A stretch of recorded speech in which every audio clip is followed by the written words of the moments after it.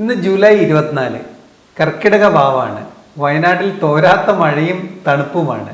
അതിനാൽ ഇന്ന് നേരത്തെ വീട്ടിലെത്തി. സിന്ധു നല്ല കർക്കിടക കഞ്ഞി ഉണ്ടാക്കിയിരുന്നു. ചൂടോടെ അത് കഴിച്ചപ്പോൾ ഒരു ഉന്മേഷം കിട്ടി. അപ്പോൾ ഇവിടെ ഇരുന്നു കൊണ്ട് ഒരു വീഡിയോ ഷൂട്ട് ചെയ്യണമെന്ന് എനിക്ക് ഒരു തോന്നലുണ്ടായി. മഴയത്ത് പുറത്തു പോയി വീഡിയോ എടുക്കാൻ ബുദ്ധിമുട്ടാണല്ലോ. അപ്പോൾ ഒരു വീഡിയോ ഇന്ന് നിങ്ങൾക്ക് വേണ്ടി ഞാൻ ചെയ്യാം. ഇതൊന്ന് കഴിച്ചോട്ടെ.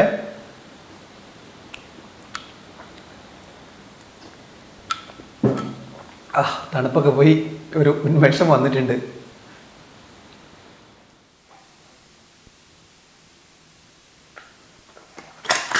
Hi, welcome back to my channel. ഞാൻ അജയ് ബേബി.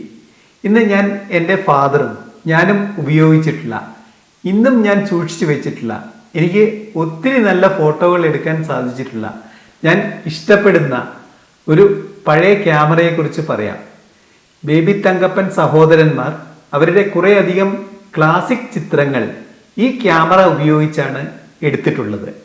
1970 ഈ ക്യാമറയിൽ എൻ്റെ ഫാദർ എടുത്ത പോലീസുകാരുടെ വെടിയേറ്റ് കൊല്ലപ്പെട്ട നക്സൽ വർഗീസിന്റെ ചിത്രത്തിന്റെ പേരിൽ 1999 CBI കോടതിയിൽ സാക്ഷി പറയാൻ വേണ്ടി ഞാൻ പോയിട്ടുണ്ട്. എറണാകുളം CBI കോടതിയിൽ ഞാൻ സാക്ഷി പറയാൻ പോയ കഥകളൊക്കെ പിന്നീട് ഒരു എപ്പിസോഡിൽ ഞാൻ പറയാം. ഈ C330 സീരീസ് 90കളുടെ തുടക്കം വരെ നിർമ്മാണത്തിൽ ഉണ്ടായിരുന്നു. മാമിയ C330 എന്നത് ഫിലിം ഫോട്ടോഗ്രാഫി ലോകത്തെ ഒരു ക്ലാസിക്കായ ക്യാമറയാണ്. മറ്റ് TLR ട്വിൻ ലെൻസ് റിഫ്ലെക്സ് ക്യാമറകളെ അപേക്ഷിച്ച് ഇതിന് ലെൻസുകൾ മാറ്റാൻ സാധിക്കും എന്നതും ബെല്ലോസ് ഫോക്കസിംഗ് സിസ്റ്റം ഉള്ളതുകൊണ്ട്, അതായത് ഇത് ക്ലോസപ്പ് ഫോട്ടോഗ്രാഫിക്കായി ഉപയോഗിക്കാമെന്നതും ഇതിൻ്റെ പ്രധാന സവിശേഷതകളാണ്. മിക്ക TLR ക്യാമറകളിലും ലെൻസുകൾ മാറാൻ സാധിക്കില്ല. എന്നാൽ മാമിയ C330യിൽ 55mm മുതൽ 250mm വരെയുള്ള വിവിധ ലെൻസുകൾ ഉപയോഗിക്കാൻ കഴിയും. സാധാരണ TLR ക്യാമറകളിൽ ക്ലോസപ്പ് ഫോട്ടോ എടുക്കാൻ ബുദ്ധിമുട്ടാണ്. എന്നാൽ ഈ ക്യാമറയിൽ ബെല്ലോ സിസ്റ്റം ഉള്ളതുകൊണ്ട് വളരെ അടുത്തുള്ള വിഷയങ്ങളെയും കൃത്യമായി ഫോക്കസ് ചെയ്യാൻ സാധിക്കും. 120, 220 റോൾ ഫിലിമുകളാണ് ഈ ക്യാമറയിൽ ഉപയോഗിക്കുന്നത്. 12 ഫോട്ടോകളാണ് ഒരു 120 ഫിലിമിൽ എടുക്കാൻ സാധിക്കുക. മാമിയ C330 ഒരു പൂർണ്ണമായും മെക്കാനിക്കൽ ക്യാമറയാണ്. അതിനാൽ ഇത് പ്രവർത്തിക്കാൻ ബാറ്ററിയുടെ ആവശ്യമില്ല. ഡബിൾ എക്സ്പോഷർ എടുക്കുവാനും ഈ ക്യാമറയിൽ സാധിക്കും. വളരെ ഉറപ്പുള്ളതും നന്നായി നിർമ്മിച്ചതുമായ ഒരു ബോഡിയാണ് ഈ ക്യാമറയ്ക്ക് ഉള്ളത്. മാമിയ C330 മീഡിയം ഫോർമാറ്റ് ക്യാമറയാണ്. ഈ ക്യാമറയ്ക്ക് ബിൽറ്റ്-ഇൻ ലൈറ്റ് മീറ്റർ ഇല്ല.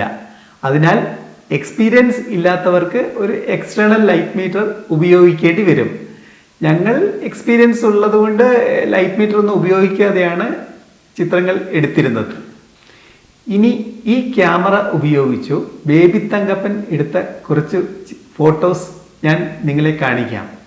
പല പ്രശസ്ത വ്യക്തികളുടെയും വിവിധ മാഗസിനുകളിൽ പബ്ലിഷ് ചെയ്യുകയും ചെയ്ത ചിത്രങ്ങൾ ഈ ക്യാമറയിലാണ് ബേബി തങ്കപ്പൻ എടുത്തത്.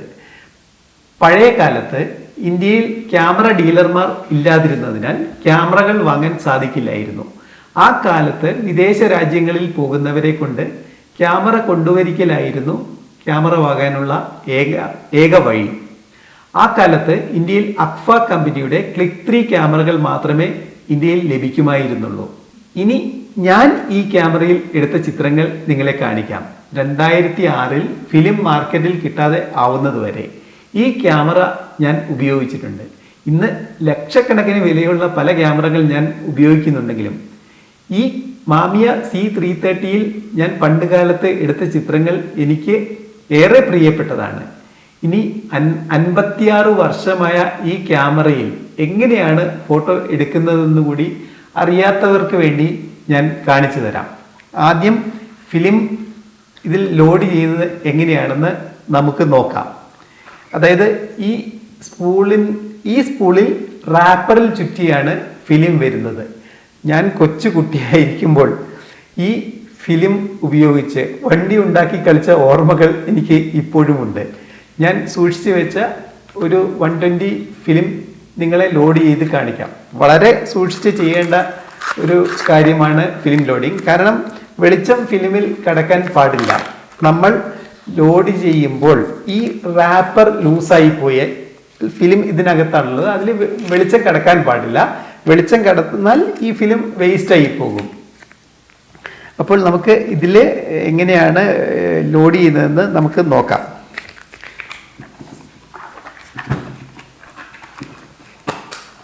ക്യാമറയുടെ ഈ ബാക്ക് സൈഡ് ആണ് തുറക്കേണ്ടത്. ഇവിടെ നമ്മൾ ഫിലിം ഇവിടെ ഫിറ്റ് ചെയ്യുക. കാലി സ്പൂൾ ഈ സ്പൂള് ഇവിടെ ഫിക്സ് ചെയ്യണം. വളരെ ഈസിയാണത്. അതായത് ഫിലിം ഇതിൻ്റെ കുറച്ചുള്ളിലാണ് ഫിലിം വരിക. അപ്പോൾ ഈ റാപ്പർ ഇതിലോട്ട് പിടിപ്പിച്ച് കൊടുത്താൽ ഇതിൽ നിന്ന് ഇങ്ങനെ റോൾ ചെയ്ത് അങ്ങോട്ട് പോകും. അപ്പോൾ കറക്റ്റ് ഈ ഒരു ഭാഗത്താണ് ഫിലിമിൻ്റെ ഇമൽഷൻ വന്ന് നിൽക്കുന്നത്. അപ്പോൾ നമ്മൾ ക്ലിക്ക് ചെയ്യുമ്പോൾ ഈ ഫിലിമിൻ്റെ ഈ ഒരു ഭാഗത്താണ് ഫോട്ടോ അതിലോട്ട് പതിയുക. അപ്പോൾ നമുക്ക് ഫിലിം ലോഡ് ചെയ്യാം. ഫിലിമിൻ്റെ ഉൾവശത്ത് ഇതുപോലെ കുറച്ച് റാപ്പർ ചുറ്റാനുള്ള സ്പേസാണിത്. ഇതിപ്പോൾ ഉപയോഗിക്കാൻ സാധിക്കാത്ത ഡേറ്റ് കഴിഞ്ഞ ഫിലിമായതാണ് ഞാൻ തുറന്ന് കാണിക്കുന്നത്. അല്ലെങ്കിൽ തുറക്കാൻ പാടില്ല, വെളിച്ചം കിടക്കാൻ പാടില്ല. ഇങ്ങനെ ഇവിടെ തൊട്ടങ്ങോട്ട് ഫിലിമാണ്. ആ കാലത്ത് 12 ഫോട്ടോയാണ് ഒരു ഫിലിമിൽ എടുക്കാൻ സാധിക്കുന്നതെന്ന് നിങ്ങൾ ചിന്തിക്കണം. ഇന്നത്തെ ക്യാമറകളിൽ 10,000 കണക്കിന് ഫോട്ടോകൾ നിമിഷ നേരം കൊണ്ട് ഹൈ സ്പീഡായിട്ട് നമുക്ക് എടുക്കാൻ സാധിക്കും. പക്ഷെ ആ കാലത്തും ഈ 12 ഫോട്ടോകൾ മാത്രം എടുക്കാവുന്ന ഈ ക്യാമറയും ഫിലിമും ഉപയോഗിച്ച് ചെയ്ത ആൽബങ്ങൾ കണ്ടാൽ നമ്മൾ ഞെട്ടിപ്പോകും. അത്ര നല്ല ചിത്രങ്ങളാണ് ആ കാലത്ത് എടുത്തിരുന്നത്. ഫിലിം ഇതിലോട്ട് ഫിക്സ് ചെയ്തു. എന്നിട്ട് നമ്മൾ റാപ്പർ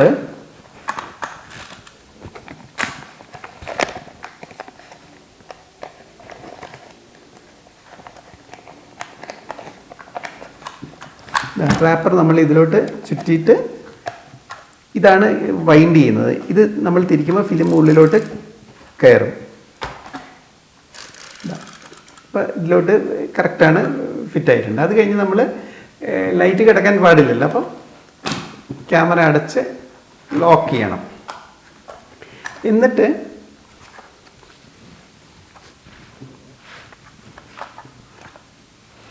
ഇതാണ്